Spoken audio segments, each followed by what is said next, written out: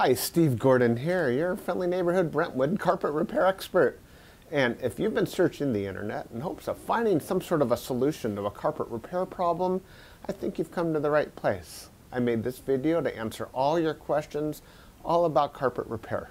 Now, if you need more help after you've watched my video, and you may, well, feel free to call here at the office. Either myself or one of my assistants here would just be thrilled to take your call, answer all your questions, and then boy, we'd be just flat out honored to come out and fix your carpet if that's what you feel is best for you. So again, I'm Steve Gordon. I hope to hear from you soon. Meanwhile, I hope you enjoy learning all about carpet repair. Hi, Steve Gordon here, your friendly neighborhood carpet repair guy. And I promise you one thing, and that is I'm absolutely not an actor. So if you're looking for an actor to talk about carpet repair, you've come to the wrong place. But if you want to know about carpet repair, whether it be carpet stretching, patching, Berber carpet repair, commercial carpet repair, transitions between your carpet and a floor, maybe your stairs need repaired, a seam could need repaired, or a few other things, well, in that case, you have come to the right place because I'm going to talk to you about that. And I'm going to try to answer as many of your most frequently asked questions as possible. And before I get to that, I am going to talk to you a little bit about our guarantee, how to get an estimate, the bid, and a couple other details.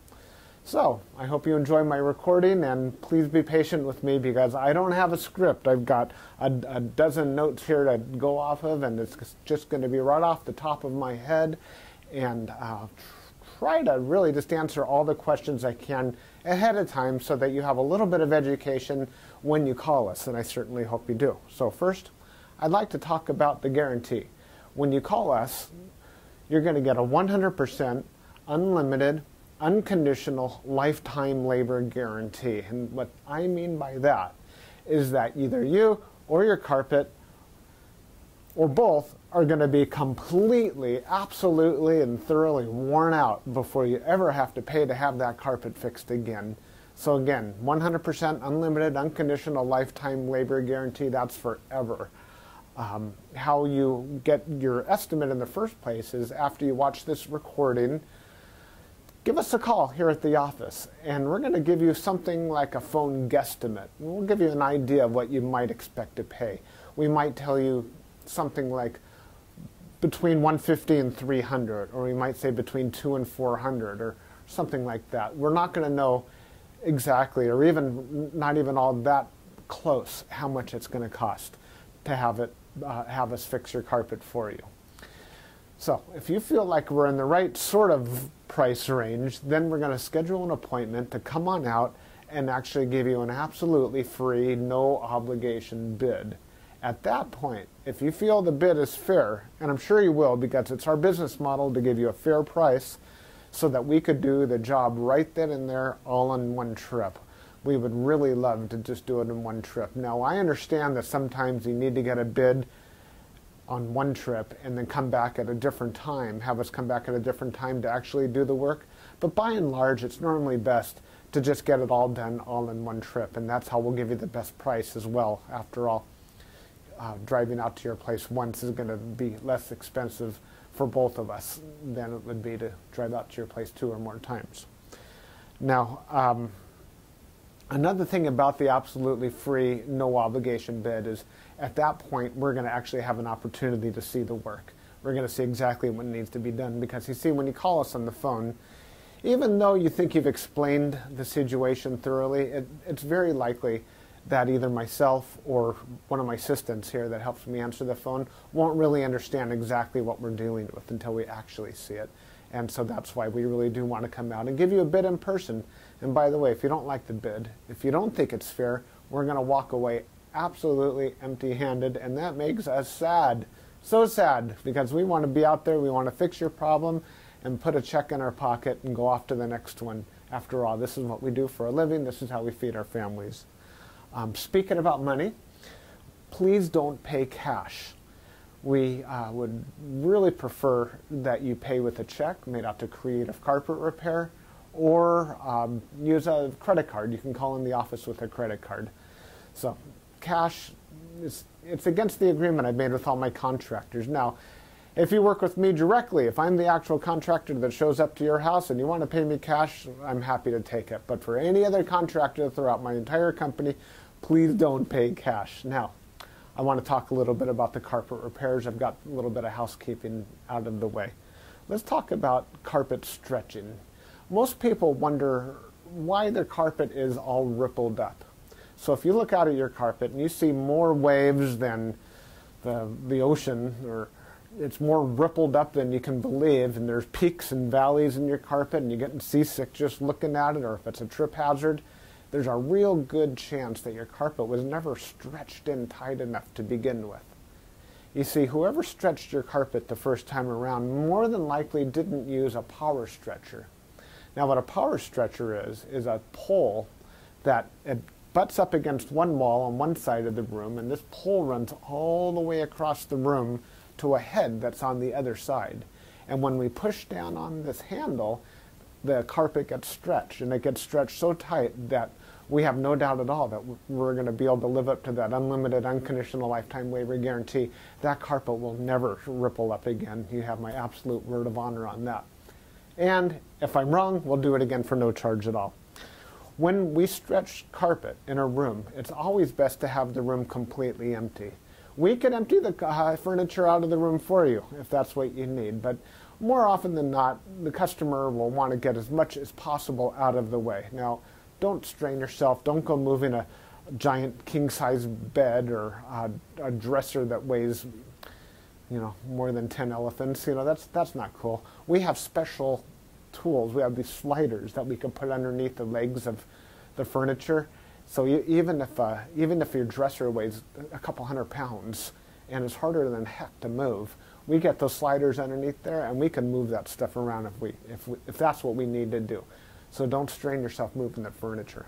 Also, if you have a king-size bed and it's just completely unreasonable for whatever reason to move that bed, quite often we could stretch the carpet in that room without moving the bed. It's a lot more work. Those poles that I spoke about, they go actually underneath the bed, so we stretch the carpet right underneath the bed to the other wall. And it's a lot harder. It takes us a lot more time and effort, but it can be done. So that's a little bit about carpet stretching. We use a power stretcher. We don't just kick it in with our little Susie Homemaker little knee kicker, and it leaves a little bit of extra carpet at the end. We cut off that excess, and you'll see how much carpet we cut off when we're done. We throw it in a bag, and we tuck in the carpet along the edge, and boy, life is good. It looks so much better.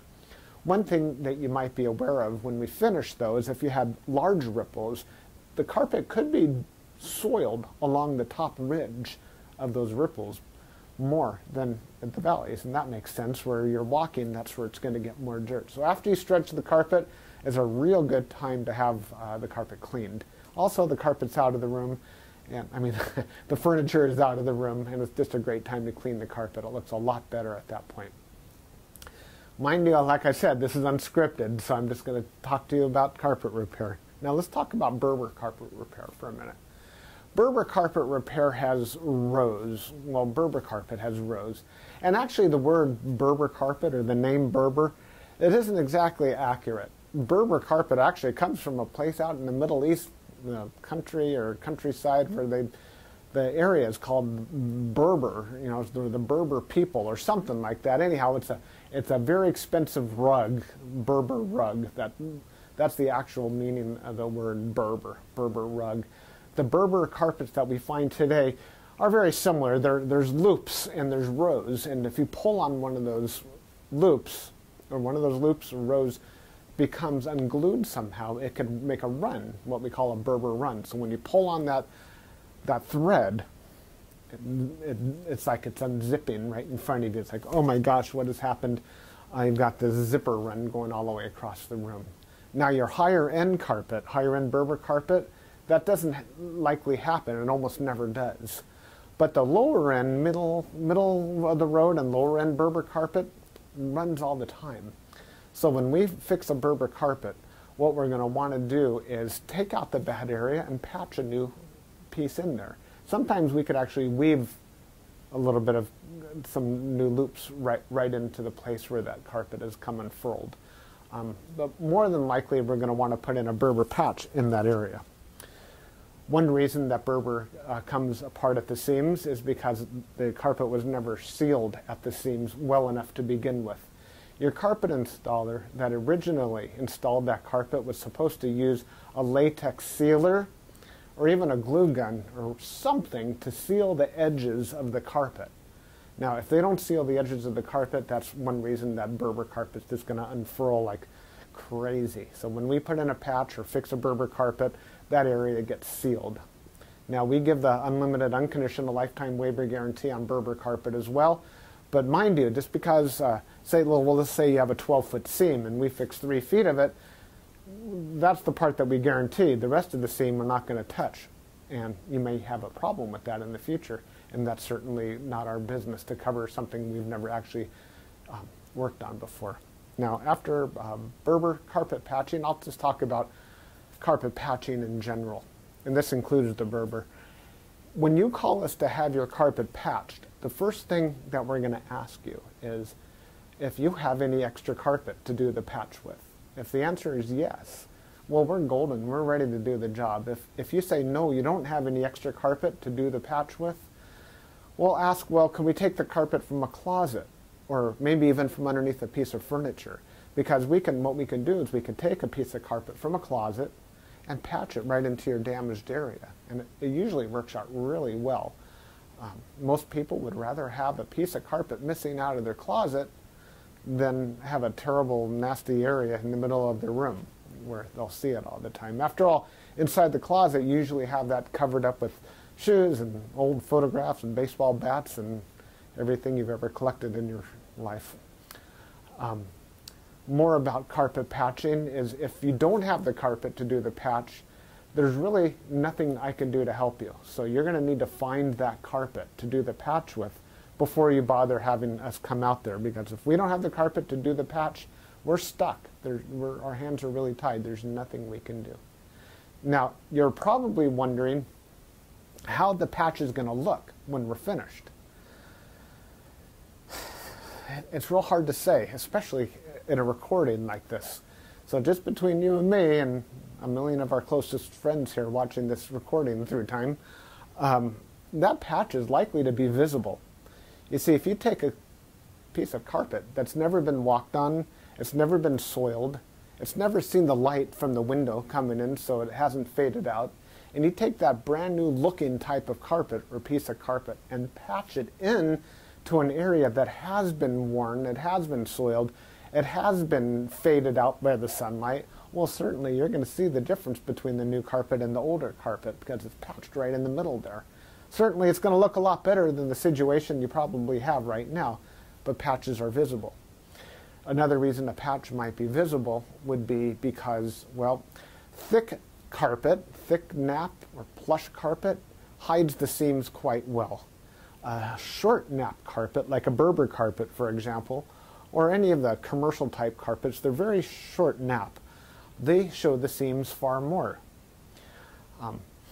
Another thing is that the rows have something to do with it. When we cut a carpet in the same direction as the row of the carpet, well, those seams are by and large less visible than the seams that we cut that cross the rows. When we cross the row, well, it's unavoidable to do that if that's what we have to do to make a patch. And those seams stand out a little bit more than the ones that go along with the rows. So carpet patching, that's what we specialize in. We could absolutely do that for you. Have the carpet available for us, and we also back up our patches forever, just like everything else, just forever and ever and ever. That patch will never come up. After patching, well, we could talk a little bit about pet damage also when we talk about patching. If you have an animal, a dog or a cat, or I've even seen it's been a bunny or a few other animals that have actually gotten locked behind a closed door. What'll happen is they'll get that separation anxiety and they'll try to dig their way out and they'll just rip the heck out of the carpet. That's one of the main reasons we'll do carpet patching. If that's the case, well, certainly it's just like any other patch. You supply the carpet, we'll put it in. However, if that animal didn't tear up the carpet, if they actually urinated on the carpet, there's a whole other thing we can do about that, and I'm going to need your help for that.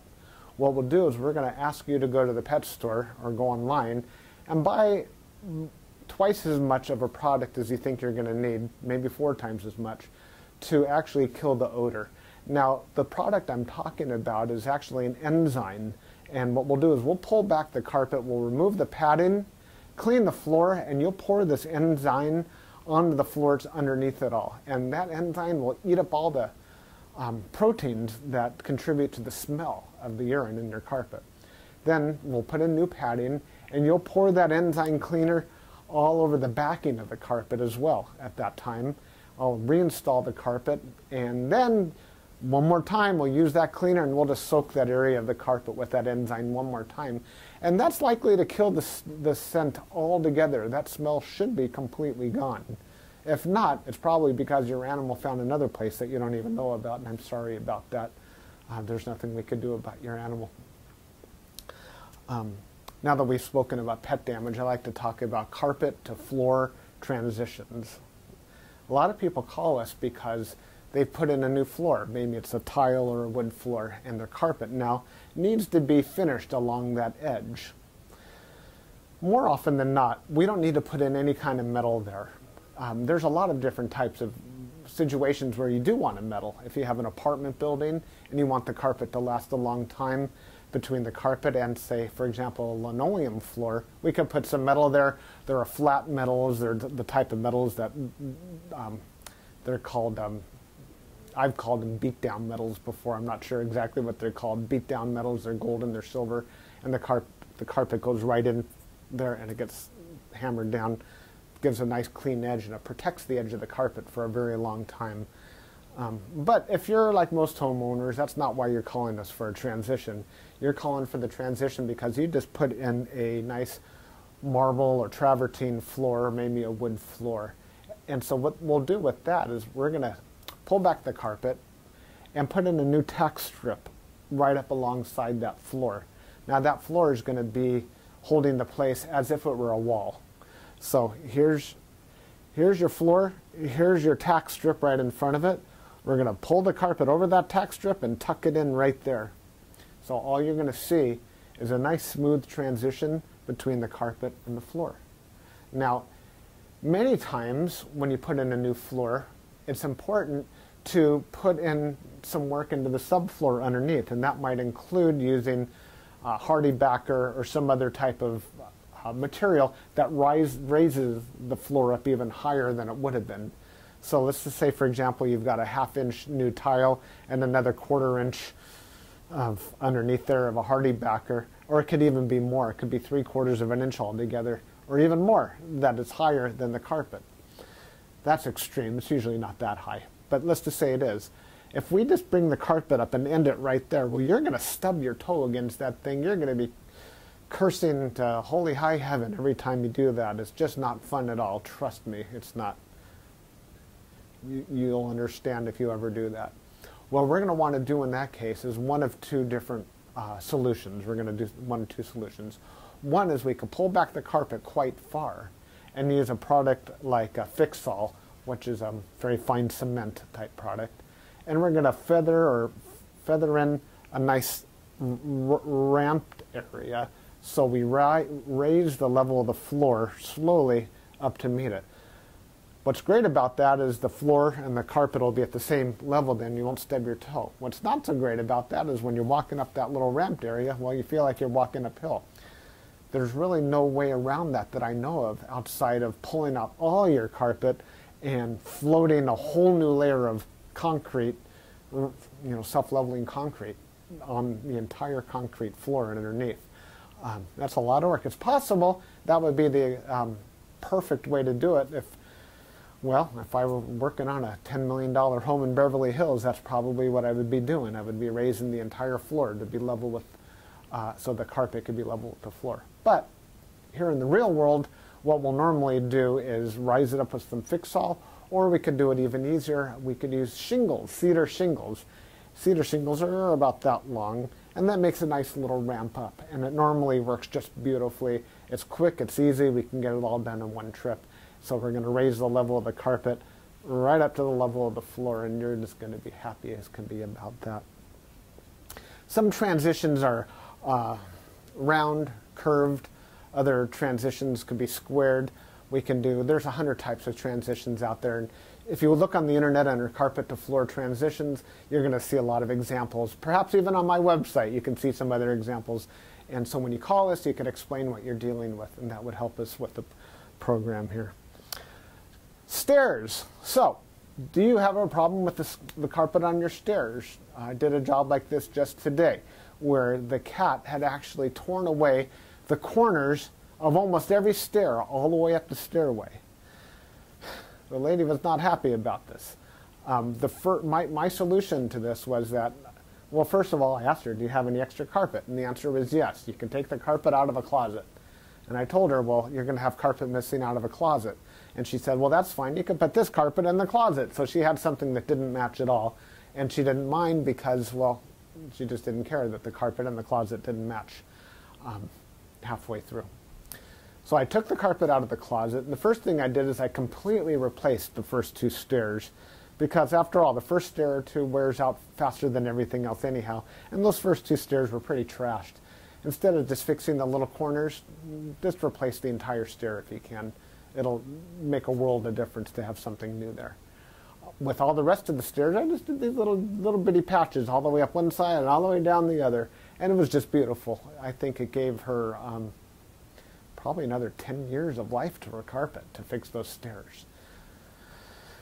Another thing you could do with stairs, what some of my customers have done, and I love this idea, is replace the entire stairway by, well, let me back up a little bit. Let's just say you have a 3 or 4 bedroom house, and it's the same carpet throughout the entire house, and your stairway is pretty much in the middle of it all. And if you replace the carpet on your stairs, well, it's going to be a slightly different color than the rest of your carpet, and that's going to look low class, and we don't like that, do we? No, we don't.